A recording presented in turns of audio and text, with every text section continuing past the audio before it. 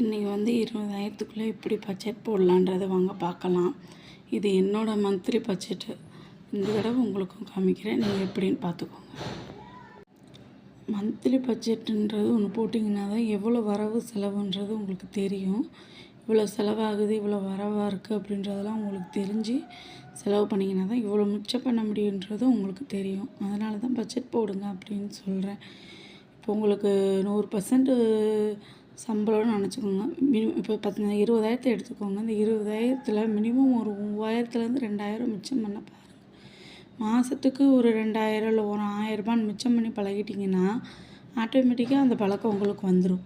அதனால தான் சொல்கிறேன், முடிஞ்ச அளவுக்கு கொஞ்சம் சேவ் பண்ணி பழகுங்கன்ட்டு. வந்து ரெண்ட்டு தான். ரெண்ட்டு வந்து 4,000 முடிஞ்ச அளவுக்கு ரெண்ட்டில் இல்லாமல் ஒத்திக்கு போக பாருங்கள். ஏன்னா இதே 4,000க்கு நீங்கள் ஒரு 1,00,000 2,00,000ன்னு சொல்லி ஒத்திக்கு போயிட்டீங்கன்னு வச்சுக்கோங்க, அந்த 4,000 உங்களுக்கு மிச்சம்தான்.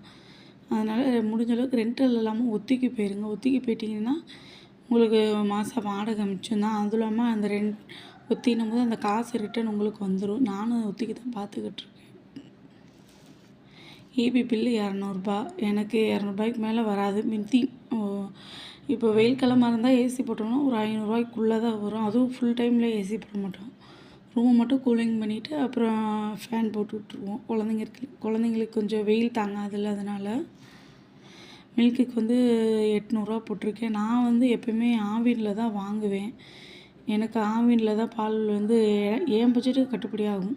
அதுவும் இல்லாமல் எனக்கும் ஆவின் பால் தான் கொஞ்சம் திக்காக எனக்கு கொஞ்சம் பிடிக்கும்.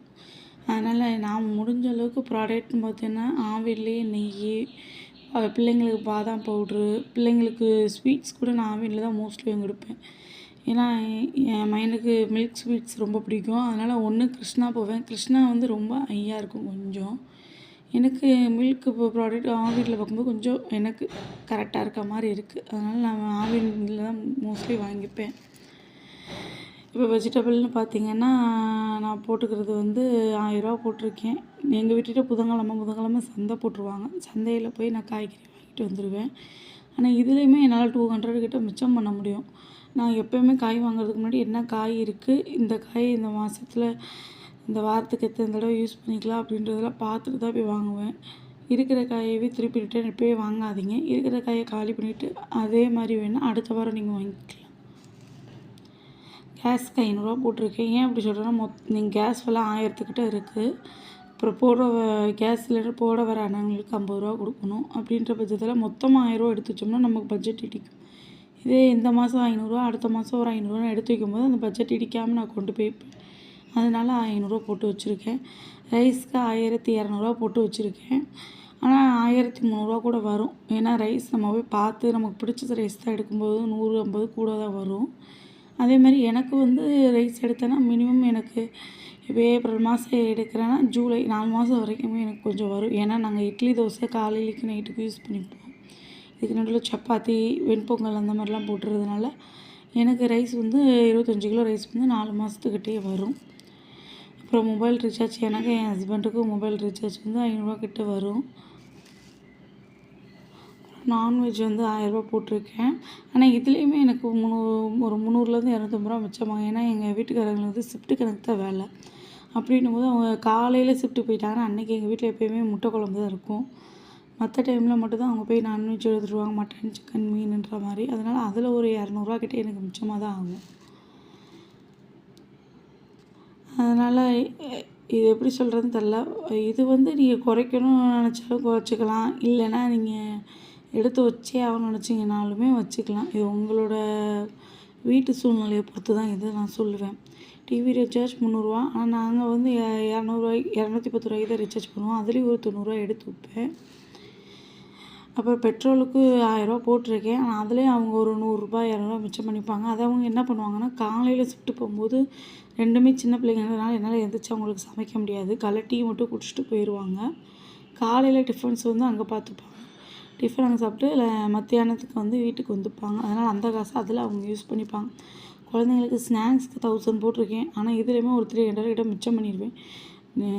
1000க்கும் வாங்கி கொடுப்பேனான்றது சந்தேகம் தான். ஏன்னா குழந்தைங்களுக்கு முடிஞ்ச அளவுக்கு வீட்டில் செய்ய தான் பார்ப்பேன். வெளியே வாங்கி கொடுக்குறத கொஞ்சம் தவிர்த்துருவேன். அதனால் வீட்டில் முடிஞ்ச அளவுக்கு கடலை மிட்டாய், எள்ளு மிட்டாய், இல்லைன்னா அவுலில் வந்து சீனி போட்டு கொடுப்பேன். இல்லை அவுலையே கொஞ்சம் அந்த லெமன் சாதம் மாதிரி வறுத்து கொடுத்து விடுவேன். அதேமாதிரி சேமியாவில் வந்து ராகி சேமியா என் பையனுக்கு ரொம்ப பிடிக்கும். அதை வந்து நல்லா ஊற வச்சு கொஞ்சம் புட்டு மாதிரி இது பண்ணி தேங்காய் பூ போட்டு கொடுத்தேன்னா அவனுக்கு பிடிக்கும். அதனால் அவனுக்கு எப்படின்றத மட்டும் நான் கொஞ்சம் யோசித்து செய்வேன். அதுமாதிரி உருளைக்கிழங்கு இருக்குன்னா ஃபிங்கர் சிப்ஸ் மாதிரி போட்டு கொடுப்பேன். கொழுக்கட்டை அவனுக்கு பிடிக்கும். அரிசி மாவு வீட்டில் எப்பயுமே ஸ்டாக் வச்சுருப்பேன். அதனால் அரிசி மாவு இருந்துச்சுன்னா கொழுக்கட்டை, பால் கொழுக்கட்டை, இல்லைன்னா பிடி கொழுக்கட்டை, இல்லைன்னா அதுலேயே நம்ம உப்பு கொழுக்கட்டை பண்ணுவோம் பாருங்கள், அது பண்ணி கொடுப்பேன். இல்லை குட்டி குட்டி பாலாக உருட்டி தாளித்து கொடுப்பேன். அது அவனுக்கு ரொம்ப ரொம்ப பிடிக்கும். இங்கே பாருங்க, மொத்தமாக நான் போட்ட பட்ஜெட்டே 12,500 தான். இதில் வந்து நீங்கள் பிள்ளைங்களுக்கு நான் என் பிள்ளைங்களை வந்து நான் ஒரு சில கேட்டிங்க, எப்படி பிள்ளைங்களுக்கு பஸ் ஃபீஸ்லாம் எதில் கணக்கு போடலையே நீங்கள் அப்படின்லாம் நீங்கள் சொல்லியிருந்தீங்க. நான் வந்து பிள்ளைங்களை நானே கூப்பிட்டு போய் தான் விட்டுருவேன். எனக்கு ஸ்கூல் பக்கத்துலேயே தான் இருக்குது. ரீர் பேருன்றதுனால நான் பிள்ளைகள் நானே கொண்டு போய் விட்டுருவேன். அதனால் நான் பஸ் ஃபீஸ் போடல. இதில் நீங்கள் ஃபஸ்ட் ஃபீஸ் ஆட் பண்ணுறீங்கன்னா 13,500 கிட்ட வரும். இல்லை எக்ஸ்ட்ரா ஒரு இந்த மாதம் ஏதாவது ஒரு ஃபங்க்ஷன் ஏதாவது போகிறீங்கன்னா 14,500 கிட்ட வரும். குறைஞ்சது எனக்கு தெரிஞ்சு ஒரு 15,000 கிட்ட கூட, ஒரு 17 கூட வைங்க. ஒரு 17 கூட செலவு பண்ணுறேன்னு வச்சுக்கோங்க. இது வந்து நான் ஒரு அம்மா அப்பா 2 குழந்தைங்களுக்காக போட்டிருக்கேன். அதனால் நீங்கள் ஒரு 17 கூட வைங்க. மிச்சம் 3 ரூபா மிச்சமாகுது. அந்த 3 ரூபா நீங்கள் என்ன பண்ணுங்கள், பிள்ளைங்களுக்கு ஸ்கூல் ஃபீஸ்க்காக ஆர்டி மாதிரி ஓப்பன் பண்ணி உங்கள் பிள்ளைங்களோட ஸ்கூல் ஃபீஸ் எவ்வளோன்னு பார்த்துக்கோங்க. ஸ்கூல் ஃபீஸ்க்கு ஏற்ற மாதிரி மந்த்லியாக பிரிச்சுக்கோங்க. மொத்தமாக கட்டாமல், இப்போ உங்களுக்கு பிள்ளைக்கு 20,000 நினச்சிக்கோங்களேன். மாதம் ஒரு 1,500 அப்படின்ற மாதிரி, ஒரு 12 மாதன்ற மாதிரி பிரித்து போடுங்க. அப்படி பிரித்து போடும்போது உங்களுக்கு 20, 22 கிட்ட வரும். பிள்ளைக்கு 20,000 ஃபீஸ் கட்டிங்கனாலுமே ஒரு 2,000 பிள்ளைக்கு வாங்குகிற பேக்கு, ஷூவு, புக்ஸு, யூனிஃபார்ம்ஸ் அந்த மாதிரி நீங்கள் இதுக்கு யூஸ் பண்ணிக்கலாம்.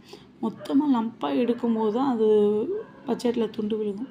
அதை நீங்கள் இப்படி கொஞ்சம் பிரித்து கொஞ்சம் பண்ணிங்கன்னா துண்டு விழுகாமல் கரெக்டாக இருக்கும். அதனால் பிள்ளைகளுக்கு தேவையானது நம்ம சந்தோஷமாக செலவு பண்ணலாம். அதனால் இந்த மாதிரி கொஞ்சம் பட்ஜெட் போட்டு பாருங்கள். உங்களுக்கு நிச்சயமாக பட்ஜெட் இடிக்கவே இடிக்காது. முடிஞ்ச அளவுக்கு நீங்கள் இதில் மிச்சம் பண்ணலாம். அதேமாதிரி எண்ணெய்லாம் வாங்குறீங்கன்னா உங்கள் வீட்டு பக்கத்தில் செக் இருக்குன்னா செக்கில் வாங்குங்க. செக்கில் வாங்கும்போது உங்களுக்கு கொஞ்சம் அது கன்வீனியண்ட்டாக இருக்கும். சுத்தமான எண்ணெயாகவும் இருக்கும்.